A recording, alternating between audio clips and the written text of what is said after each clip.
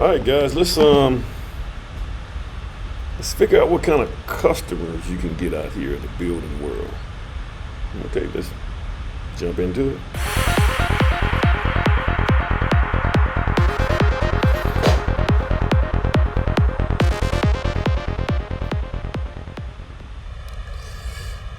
All right, guys, I'm doing this video here. I just got a little bit more time. It's good to almost be about to finish up a job site. So I can have a brief video here. It's gonna be really quick. I had on my board some content information, so in order for me to get that off my board, I gotta go ahead and do this video so I can, every time I get things done, I erase it off of my board behind me. So I'm gonna look into a couple of personalities here that you're gonna deal with when you're going out there vetting your customer. So guys, to be honest with you, I'm gonna be honest with you. As a home builder, let me just say this right here. As a home builder, because you're gonna be out there for between, depends on the size of the house, it may be 8 months, you may be out there with them, 6 to 8 months, sometime even a year. It's critical that you vet your customers right. Because the only thing that'll happen is, or not necessarily just, you need to vet them right, but you also need to manage customer expectations on the front end. You got to make sure they have a clear understanding at how this thing is going to work on the front end. And you have to vet them. You have to vet them right, but you got to make sure you put this out here. Sometimes you may have to put some of the things in your contract, but you got to make sure that you guys are on the same page. And even at the end, when you get toward the end, you're going to have to remind them some of the things that you guys talked about on the front end. And so I just have, guys, this is not all the personality that you're going to run into. Some of these personalities are going to overlap. There's also going to be a dynamic, there's marital dynamics too. So if you got a husband and wife, that's together, you got a single person, a single man or a single woman that's out there building the house, and you're going to be the builder for them. There's going to be different personalities, so it's good to really understand the personalities that you're going to deal with, so that you can kind of gauge how you need to work with them. Because the last thing you want is for the communication to break down. And guys, I'm going to tell you, the biggest thing that you can do here when you're dealing with your customers is make sure you have good communication. You got to communicate. You don't want that customer sitting out here having to figure out what's going on or guessing what's going on, because what's going to happen is they're going to think the worst case scenario. So you have to manage what they're thinking. I'm not saying you're going to lie to them, but please don't lie to them, because if you lie to them, eventually they will discover that lie. And it's just too much information out here now that you can't just tell customers anything. You can't.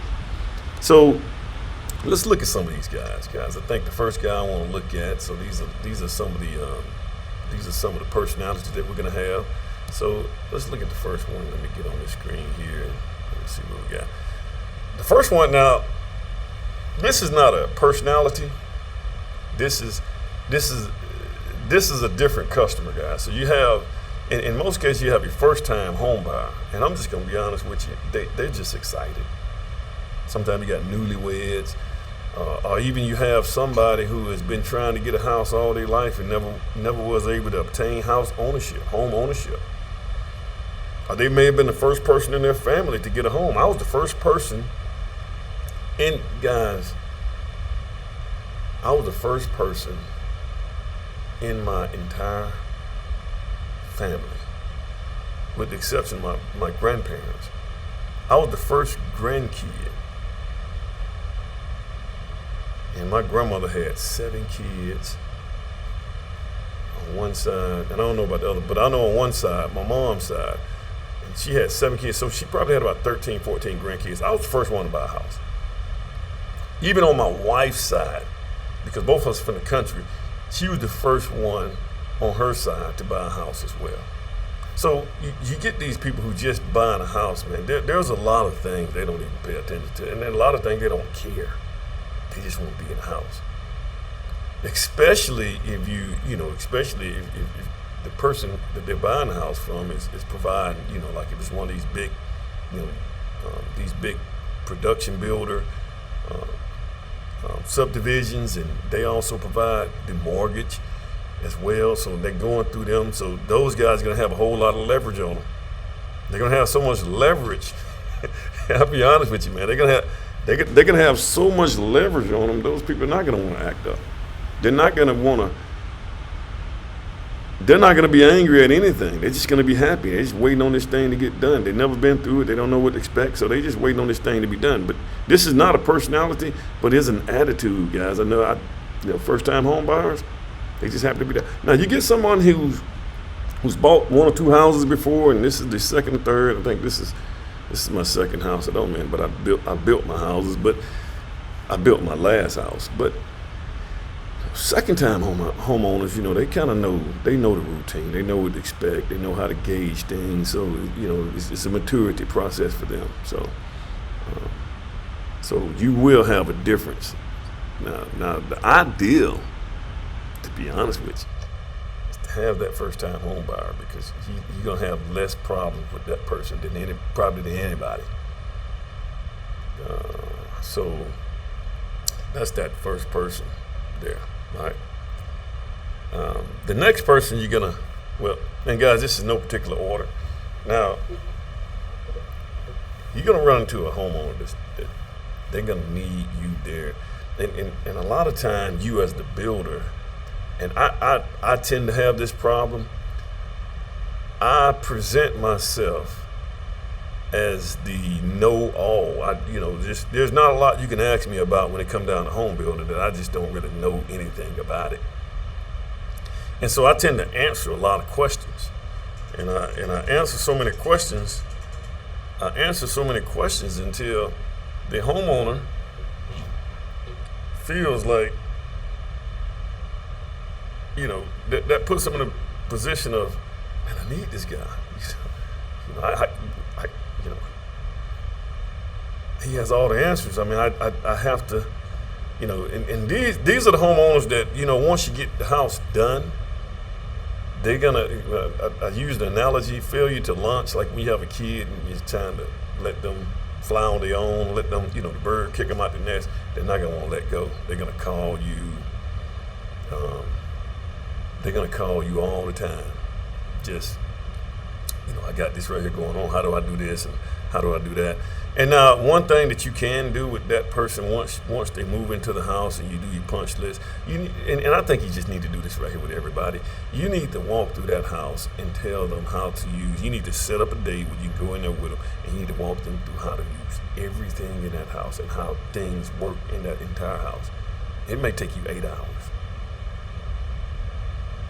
But they need to know how the thermostat works. They need to know how the stove works, because a lot of the stuff that's going to go wrong, it's going to be them not knowing how to do it, or them mess around and resetting the grinder. What do they call what do they call the thing that's in the dishwasher? It's I forgot. The garbage disposal. God, no, it just slipped my mind. But you can reset that thing. It's, brown fault and things get reset. I mean, it's usually them making errors. So a good thing you can do with that needy person, number one, and this is probably everybody, you need to schedule a time that you can meet with them. But you don't want to present yourself as the know-all, the expert of everything. You should know a little bit as a builder. You should know a little bit about everything and know how everything comes together. But sometimes if you start to seem more like that you are just so knowledgeable on just so many different things, that I know it's hard, guys. You're trying to show that you know your craft and you know your trade. But you get that needy person, man. They're gonna lock on to you, man. They're not gonna let go. So you got to be careful with these guys. These guys will, I don't think there'll be much of a problem during the process, but they're going to need a little bit. I mean, you're going to have to guide them. They're going to want you to guide them. They're going to want you there. They're going to want to talk to you all the time. They're going to text you 2 or 3 times a day. And one thing that they have to understand is that, if I'm sitting here talking to you on the phone, we just talking all, I'm talking, you forgot this, you forgot that, or you want to talk about this right here. If I'm talking to you, I'm not talking to subcontractors. If you are a custom builder. Now, if you got a superintendent, this is what superintendents' jobs are: to engage with that owner during the process. But if the builder, if we're sitting there talking to you all the time, we're not getting anything done. So you get that needy person. Another one you're going to run into is that micromanager. This guy or gal, this person is going to go online. This person is going to go online, and they're going to look at everything that you should be doing, right or wrong. If they're going to go to Pinterest, and they're going to find things. I mean, guys, and I'm going to tell you something else about that Pinterest. Pinterest is a headache for me because a lot of this stuff is unreasonable when it comes down to the cost in trying to do some of that extravagant stuff on Pinterest. And you're going to have a homeowner. They're going to break out a whole bunch of Pinterest stuff and show it to you, and they're going to say, this is what I want. But then, you're going to put that cost on it, and it's going to kind of change some things. But this person right here, they can be painful. Now what happens with a person like this is they shows up all the time. They're going to be there every day. They're going to engage with the subcontractor. It's just, you can have it in your contract, but they're going to engage with the subcontractors because they ain't got time to call you. They doing it wrong right now. I see these guys, they putting this not supposed to look like this right here. So, they're going to call you a lot, just like that needy person. They're going to call you a lot. They're going to text you all the time. This right here, this is not done right. What they don't understand is that there is order to the chaos. Okay. And a lot of time as a builder, especially when you've been doing this a while, you have an order. Now, there's no need for me. Say, for instance, if this micro guy went out there and he saw, hey man, why is it? And I'm gonna tell you something else too. They're gonna just want a whole bunch of people to show up. It doesn't matter to them whether or not they in the right order or not. This got to get done. A couple of more of these guys that we're gonna talk about are gonna be the same way.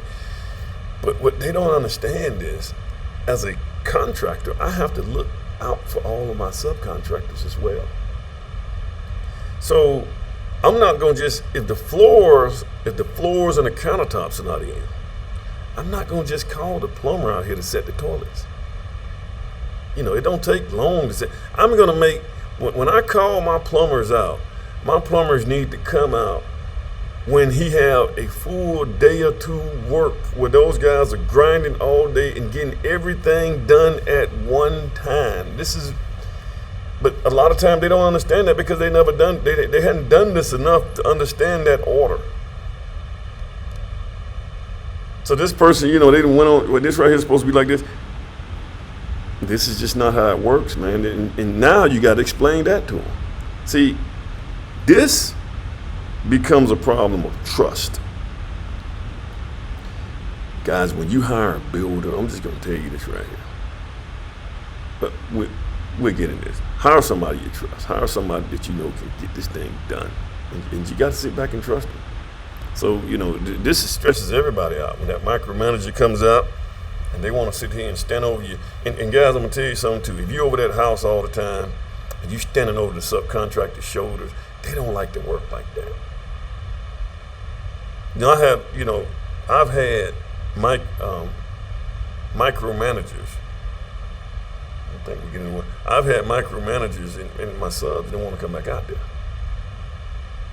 because the subs in their mind, they say, well, there's, they want to tell us how to do this, that, and the other, and we don't think we can make them happy. It's kind of with that picky person. I got a picky person too,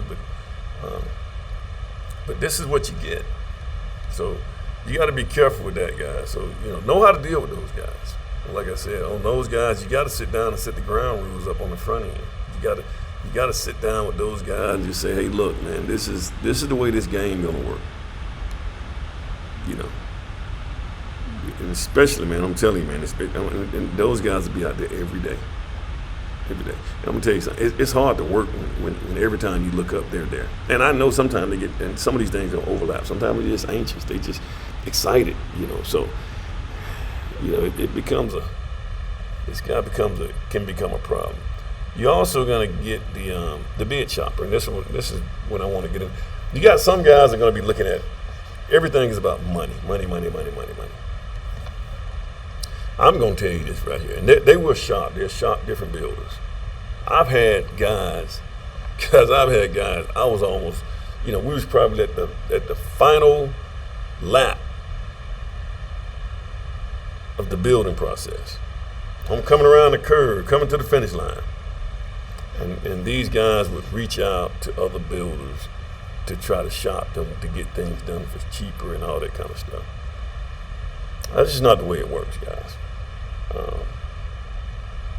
Now these bid shoppers, you got some of these guys that are bid shoppers. They actually shop. They start out at the beginning. They shop you. They're gonna go to 2-3 different builders and try to shop that thing out and get it down to the lowest price. I get it, but what they don't understand is that as a builder, there's just so much going on in a house. There's so many items, line items that you got to deal with in order to get from the beginning to the end.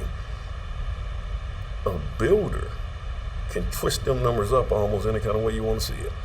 They can put whatever he think that you want to see.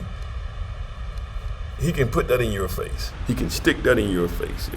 I was talking to a friend of mine. He was saying that he's very transparent. He just, hey, I'm gonna tell you, hey, this is what we got. This is what I'm gonna make, and this is what it's gonna cost. And that homeowner, and in their mind, really what they're saying is, I just can't pay you that much. Now they could have went to another builder and not saw the transparency that this builder is trying to give them. They could have went to another builder. He just gave them the big giant cost, the final cost, and they would have took that. But they just couldn't stomach to see that this guy was going to make X amount of dollars. But I'm going to be honest with you. It's not like, for your time and the amount of time you put in. I'm going to be honest with you. If I take the amount of time that I be out on my houses and I really look at it and I divide all this up, I might be making minimum wage. Okay? So, guys, be careful when you shop your builders. But builders, you're going to run into your bid shoppers. And today is not the day to be bid shopping builders. Today is the day to find you someone you can trust. You know that's going to do a good job, got a good reputation, gave you good recommendations. They're a man of their word. They get back out there when it's time to do stuff. Find that person and just let them build your house. Especially if they're going to be transparent with you and they're going to show you what the numbers are. What's wrong with it? So you will run up on those guys. And I'm going to tell you something else about these guys. A lot of time, these guys are going to want you to give them the most. They're going to, every angle that you turn around, what about this? What about that? And every time they'll find problems in your house, man. They go through your house and they'll find more problems in your house. This right here is wrong. When you tell you stuff like that, what they're saying is to negotiate. They're trying to get costs to come down. What about this? That you did that wrong, didn't you? And this is what so guys, look, guys, find you someone you can trust. Let them build your house and get out the way. I'm not saying just don't communicate with them. I mean, you need to communicate at least once a week. Y'all need to have some kind of line of, communication at least once a week, I think. But you know, sometimes when you so much you doing, sometimes you can do so much, you can actually you can undermine what you're trying to do. Okay, so I may be running out of different people. Now you also have another guy, is that Elon Musk, but you have some guys out here. I've seen these people now. It's good and bad on this one right here too. So you got some homeowners, they almost have unlimited resources and they don't care about costs. And they can pay it. I had a lady that could almost be that person, but they don't have an issue with the cost. They want what they want and they will pay for it. In some cases, you know, when they're very wealthy, you know, these guys could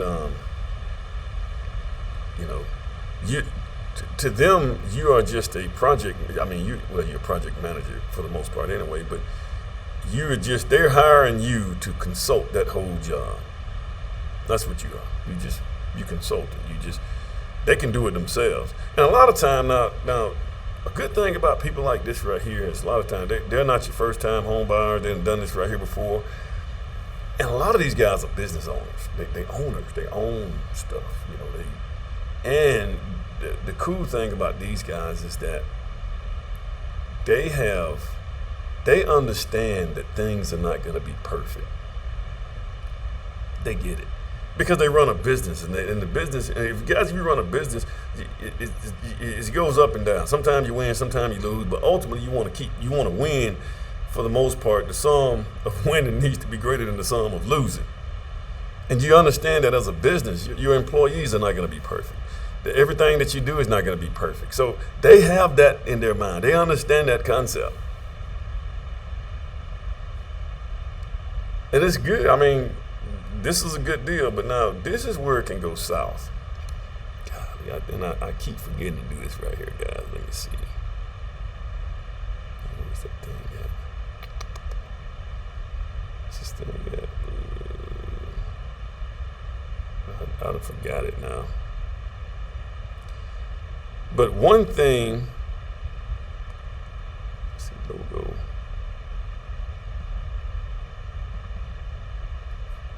Cancel. YouTube. Screen. Now I'll figure that out later. One thing that they can do is if you get cross with these guys, let me just one thing that these people with unlimited funds can do, if you get cross with them, they have unlimited funds to sue you. And you know, these guys can sue you even if they're wrong, and they can wrap you up in court until you go broke. They can do that. So I'm not saying to be afraid to build, but you need to understand some people out here like that. You know, like I said, you know, but a lot of time these guys, they're very contractual savvy. They understand contracts. And they're very savvy, but they know what they want, and they want what they want, and they don't have a problem with spending what they want. But like I said, you got to get it right. I mean, you're gonna need to get it right anyway. What do you use them or anybody else? You also got the anxious. Now, to a degree, man, everybody at the end of the job site is gonna be anxious. They ready to move in, man. And it's hard to meet these move-in dates, guys, but everybody's gonna be anxious. They're gonna want you to hurry up and finish, and it's gonna get worse. You know, like the last week, it escalates. The last couple of weeks, it gets worse, and you guys are gonna be dealing with inspectors. They're not in a rush. When you're dealing with government, they're not gonna be in a rush. Subcontractors want to go ahead and get it done, but you know, a lot of subcontractors are, you know, there's not a lot of people out here that's doing any building. I mean, not building, but there's not a lot of subcontractors out here to go around. So to a degree, so the best way that you deal with these guys is just be straight up with them. If you got inspectors, I'm dealing with this right now, man. I mean, this is an inspection that we got to get off. It has nothing to do with, this is just the process that we're in. These people are paying interest, payments. They're paying for storage in some cases. These guys are paying rent somewhere else. Their family is all discombobulated. Yeah, that becomes a problem, man. So yes, you're supposed to be anxious. But, and this is, like I said, communication. Builders, if you're a builder, you need to communicate. You make sure you guys communicate. Hey, this is what we got. This is what's fixing to happen. This is what's going on weekly at least. I think I had a situation where the homeowner had they sold their house before too quick, and well they sold it very quick, and so they were renting out a place, and then I'm trying to finish it up for them, so that pressure comes back on me. So you just never know what the case is. Let me see what else I got. I think that's it. It was one more that I didn't think I was gonna go over it was a picky person. Maybe I did the micromanaging is the picky person. Yeah, you do run into the I erased it. But guys, let me know what you think. Please hit the thumbs up or thumbs down, doesn't matter. I've been having a little bit more time to try to do some of these videos here. I think the way to do the YouTube thing is to probably post just about every day. It looks like I'm getting a little bit of increase on viewings.